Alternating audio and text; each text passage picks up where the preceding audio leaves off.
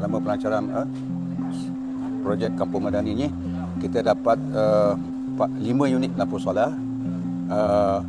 Khususnya di masjid ada 4, di kawasan masjid, di pintu masuk sebelah sana, pintu masuk sebelah sini, di tengah-tengah parking dan juga di sudut sebelah sini dah 4 unit dan 1 unit di kubur besar di sebelah sana. Kita dah dapat sini.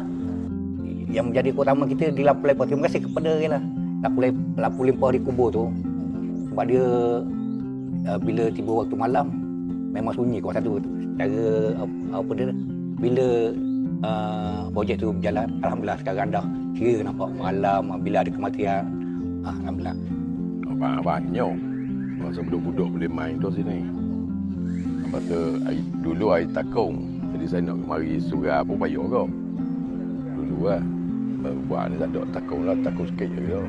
Jadi parking pun luas lah. Parking luas. Budak-budak main petang ada main mau.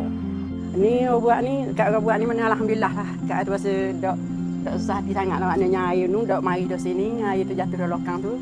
Jadi kira air sebelah ni dengan sebelah ni lah. Jadi itu. Jadi okey lah setakat ni. Setakat orang buat ni jadi sedap dah sikit dah duduk, dak dah rasa bimbang sangat lah dah. Saya mewakili pengurusi Jabatan Kawasan Masjid dan penduduk Kampung Buloh semua mengucapkan terima kasih kepada Kerajaan Malaysia Madani. Terima kasih kepada Kerajaan Malaysia Madani.